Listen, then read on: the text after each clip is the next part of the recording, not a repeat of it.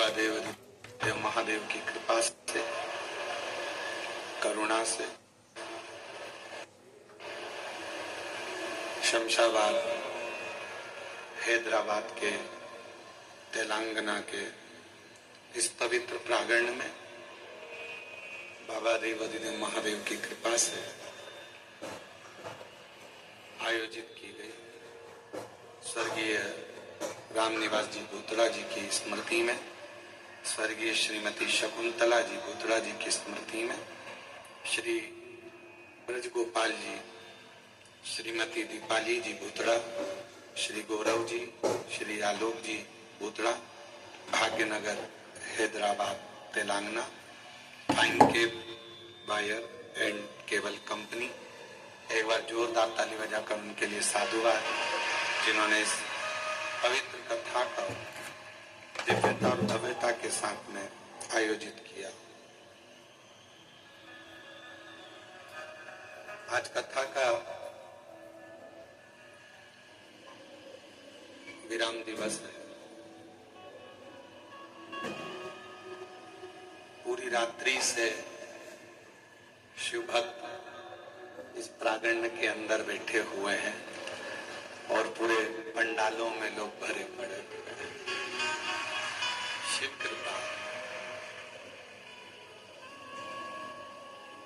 ब्रजगोपाल जी, हमने सोचा भी नहीं था कि इतना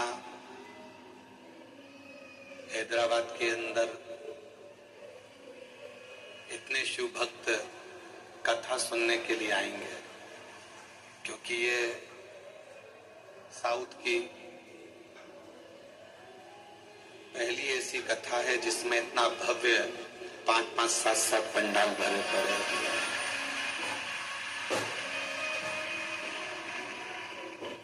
एक पंडाल तक तो साउथ में कथा हुई है, पर ये 1, 2, 3, 4, 5, 6, 7 ऐसे पंडाल जहाँ भरे पड़े हुए हों और भक्त रोडों पर बैठकर, ग्राउंड में बैठकर शिव पुराण की कथा को श्रवण कर रहे हों, शायद हैदराबाद के इतिहास की पहली कथा है। हैदराबाद और ये कथा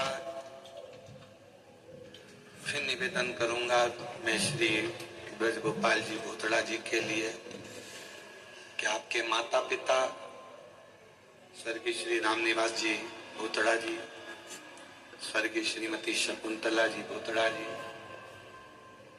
जिनकी शिव भक्ति बड़ी प्रबल,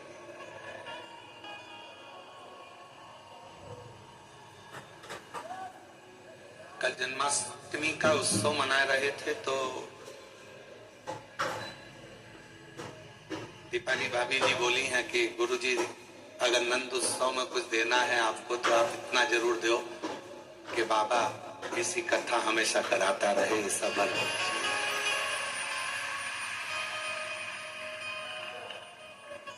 और हम तो कहेंगे कि हैदराबाद के सभी शिव भक्तों को बाबा हमारी इस शिव महापुराण की कथा में यजमान परिवार पर तो कृपा करे ही, साथ में जितने शिव भक्त इस कथा को सुन रहे हैं, बाबा आपकी जिंदगी में इतना वैभव और इतना धन दे कि आप भी ऐसे ही शिव पुराण की कथा का दिव्य और भव्य आयोजन।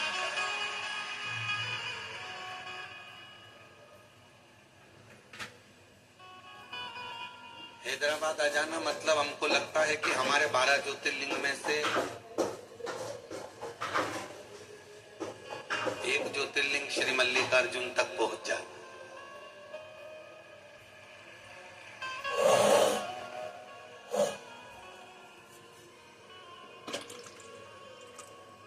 अब हमको अंदाजा लग गया कि जब हमारी 12 ज्योतिर्लिंग की जो हमारी समिति की यात्रा चल रही है, जिसमें उज्जैनी हो गई, ओमकारेश्वर हो गया, काशी हो गया, तो आने वाले समय में जब भी कभी मल्लिकार्जुन जब 12 ज्योतिर्लिंग में जब कथा होगी तो ऐसा लगता है कि बहुत बड़ी व्यवस्था करना पड़ेगी समिति को, आज की स्थिति को देखते हुए।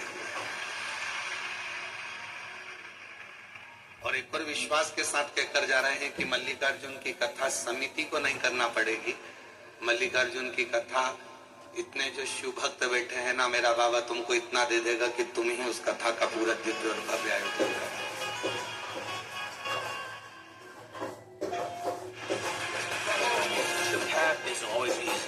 meetings is about getting 1% better every day. The road to the top isn't always obvious. To play next year, Sure, but this is where the legacies are made.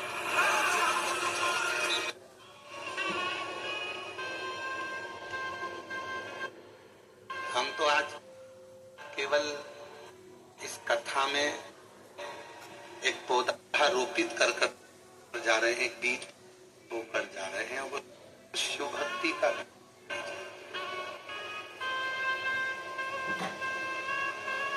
अब पौधा कितना बड़ा होता है, उस पौधे का, उस वृक्ष का स्वरूप कितना बड़ा होता है, ये तो भोलेनाथ ही जाने। और इतना विश्वास महापुराण में शुरू से रहा है और आज भी, क्योंकि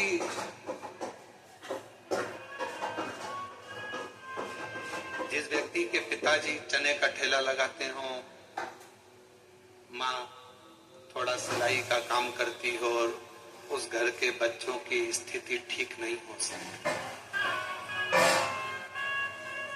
पर मेरे भोले बाबा ने, मेरे शंकर भगवान ने जब इस जैसे जीव की भी स्थिति सुधार दी, तो इतना भरोसा शिव पुराण पर जरूर है कि जो कथा सुनता है उसकी स्थिति भी मेरा बाबा जरूर सुधार।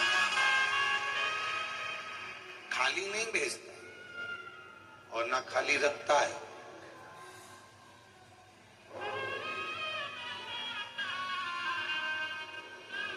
ना तो वो खाली रखेगा ना खाली भेजेगा।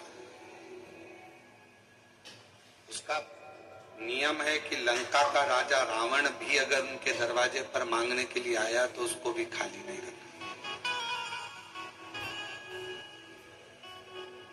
तारकासुर ने भी अगर कुछ मांगा तो उसको भी खाली नहीं रखा। और हिरण्याक्ष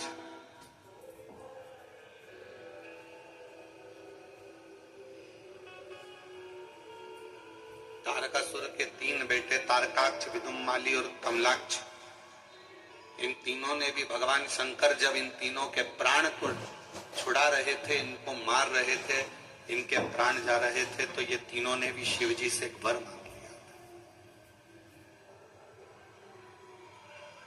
जैसे कोई टेंशन नहीं, दुकान की चिंता है ना कोई टेंशन नहीं, नौकरी की चिंता है ना कोई टेंशन। क्यों चिंता करते हो? सब उसको कहते हैं देव अधिदेव महादेव। क्या काम है महादेव का?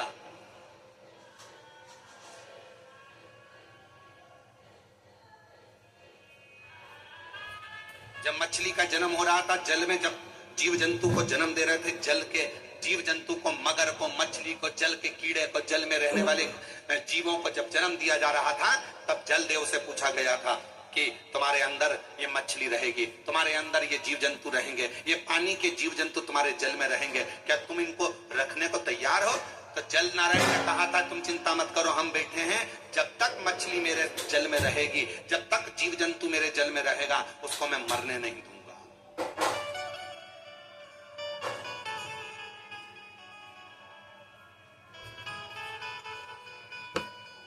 हवा से पूछा, वायु से पूछा, तुम्हारे इसमें भी बहुत सारे जीव रहेंगे, तुम उनको रख लोगे? हाँ, वो मेरे साथ में रहेंगे, जब तक मैं रख लूं। अब आई बारी पृथ्वी की। पृथ्वी पर मनुष्य जन्म लेगा, पृथ्वी पर संसार के लोग जन्म लेंगे, जीव जंतु जन्म लेंगे, पशु पक्षी जन्म लेंगे। इनको कौन देखेगा? तो इनके लिए पूछा गया, भगवान नारायण से कहा गया, आप तो बैकुंठ में रहते हो, ब्रह्मा जी आप ब्रह्मलोक में रहते हो, पृथ्वी पर इनको देखेगा कौन? कौन संभालेगा इनको? कई माता पिता तो ऐसे होते हैं कि बच्चे को जन्म देने के बाद उनके प्राण छूट जाते हैं। कोई ऐसी माता होती है कि बच्चे को जन्म दिया हॉस्पिटल में, उसके प्राण छूट जाते हैं। कोई पिता ऐसा होता है कि बच्चे को जन्म दिया, कहीं एक्सीडेंट आदि में चला जाता है, अकेला रह जाता है। कोई ऐसा होता है कि कहीं घूमने गए, पूरा की पूरा परिवार चले जाता है, एक छोटा सा बच्चा गाड़ी में बच जाता है।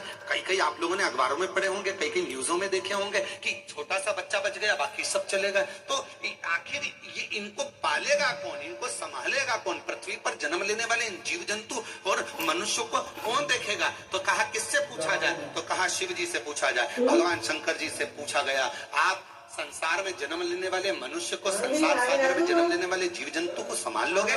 शंकर भगवान ने कहा, यदि संसार का मनुष्य कली काल में मुझे यार।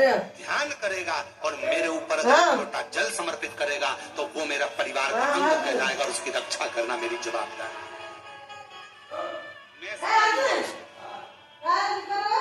तो फिर लोग आप पूरे विश्व का भरण पोषण करोगे? हाँ। आप सारी दुनिया का पेट भर दोगे? हाँ। अगर आप सारी दुनिया का पेट भर दोगे तो आज से भगवान नारायण ने और ब्रह्मा जी ने कह दिया तुम्हारा नाम आज से विश्व का भरण पोषण करने वाले विश्वनाथ कर लो।